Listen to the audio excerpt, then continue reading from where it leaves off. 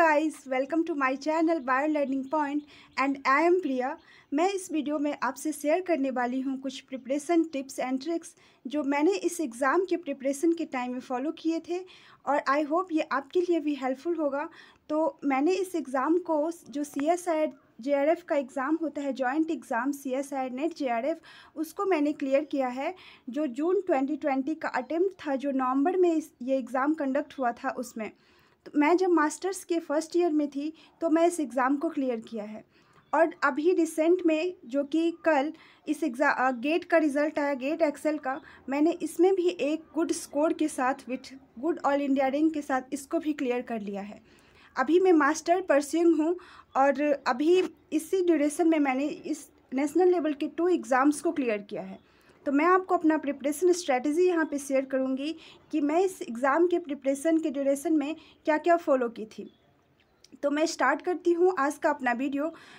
जैसा कि आप लोगों को पता होगा, जो हमारा CSIR JRF का एग्ज़ाम है वो एक बहुत ही समराइज वे में एग्ज़ाम लिया जाता है। मतलब इस एग्ज़ाम का सिलेबस बहुत ही लेंदी है, तो स्टूडेंट्स को बहुत ही डाउट होता है कि इसमें हम कितने यूनिट को टारगेट करें और हमारा प्रिपरेशन स्ट्रेटजी क्या होना चाहिए, हम कैसे फॉलो करें।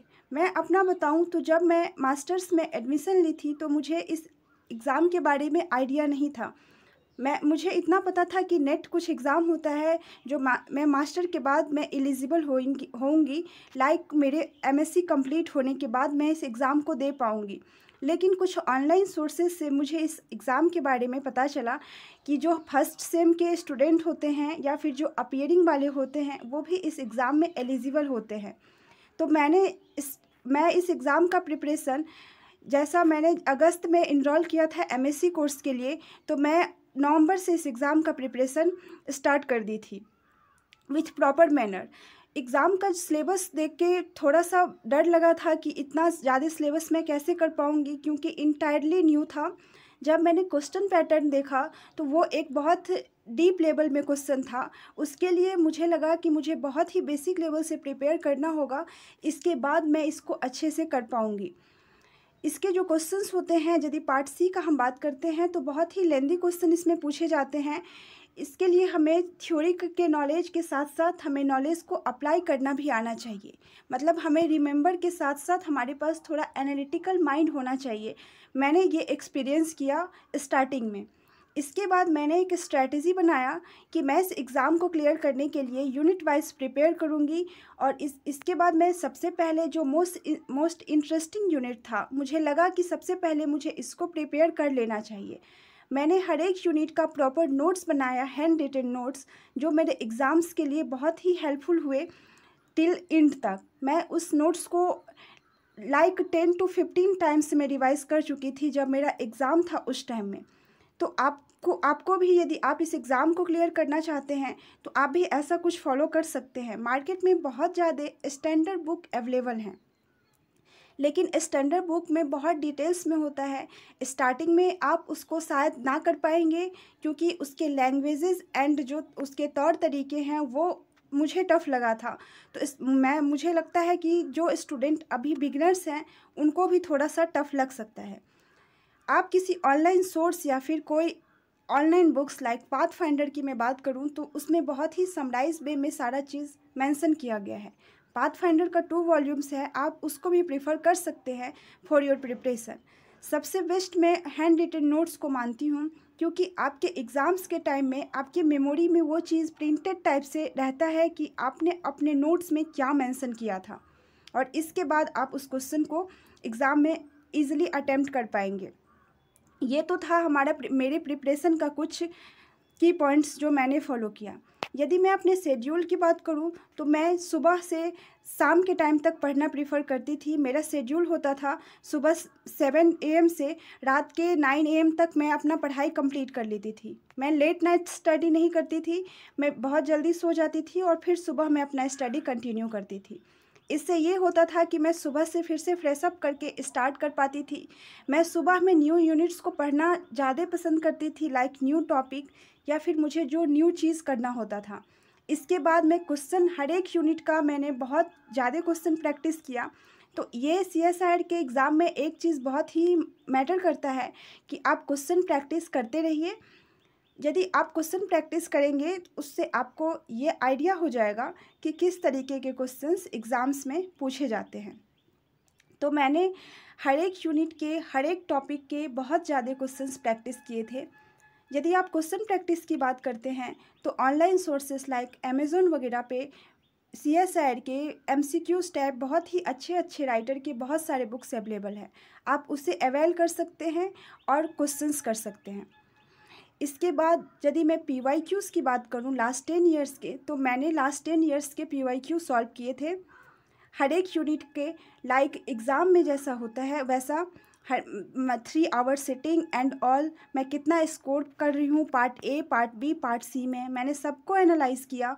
इसके बाद जो हमारा लास्ट पेपर था, मैं हर पेपर में 120 प्लस स्कोर कर लेती थी। तो मुझे एक होप था कि मैं एग्ज़ाम में अच्छा कर पाऊँगी। जैसा कि मेरा परसेंटाइल था 99.40, उसमें मैं पार्ट सी में 99.86 स्कोर कर पाई थी, जो मेरे 23 क्वेश्चन राइट थे पार्ट सी में। तो मैं अपना स्ट्रेटजी इस तरीके से पूरा फॉलो की थी, अपना शेड्यूल, अपना स्ट्रेटजी। और एक चीज़ ये भी होता है स्टूडेंट्स के लाइफ में कि लाइक मेंटल प्रेशर कि नहीं हो पाएगा। जब मैं अपनी प्रिपरेशन की ड्यूरेशन थी तो मैं अपने सीनियर्स से या फिर जो मेरे से मच सीनियर थे या फिर जो PhD परस्यूइंग थे, उन बच्चों से भी मेरा बातचीत हुआ। तो मुझे लगा कि ये लोग इतने सीनियर मोस्ट हैं और अभी तक इन्होंने एग्ज़ाम क्लियर नहीं किया है, तो शायद मेरे लिए कितना टफ़ होगा। लेकिन ऐसा नहीं होता है। यदि आप कंटिन्यूटी मेंटेन करके इस एग्ज़ाम्स को 1 ईयर 6 to 1 ईयर्स मैं इसको कह सकती हूँ, यदि आप देते हैं तो आप इस एग्ज़ाम को ईज़िली क्रैक कर सकते हैं। 6 months is sufficient, 6 months sufficient है इस एग्ज़ाम को करने के लिए।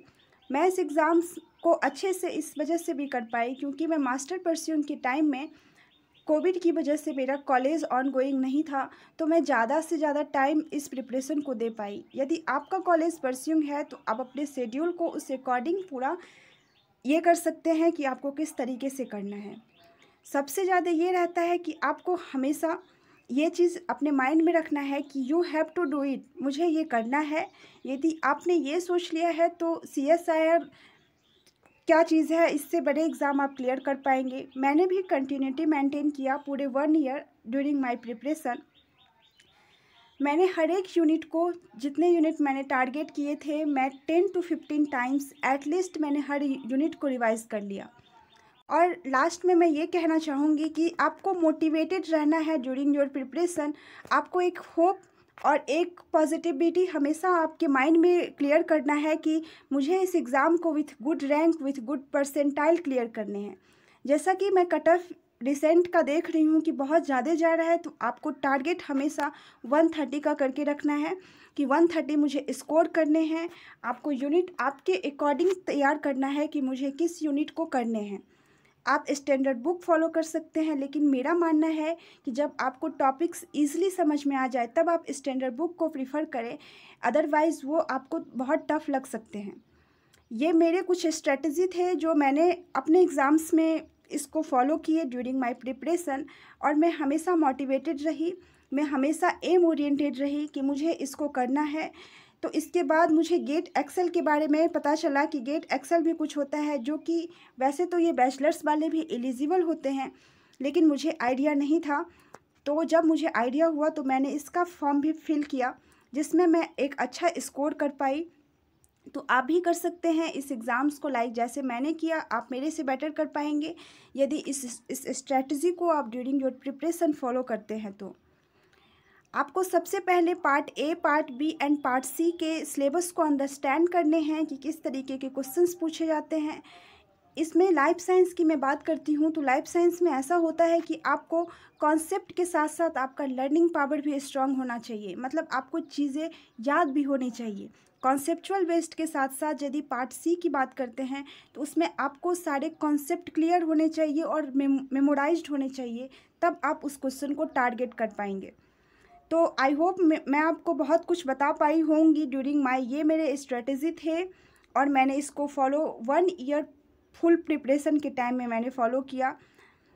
तो आप भी यदि इसको करना चाहते हैं तो आप इस तरीके का कुछ अपना स्ट्रेटेजी बनाइए और इसको फॉलो कीजिए। मैंने अपना स्ट्रेटेजी आपके साथ शेयर किया। यदि आपको ये किसी तरीके से मेरा ये वीडियो हेल्पफुल लगा हो तो मेरे चैनल को सब्सक्राइब करिएगा। Thank you so much.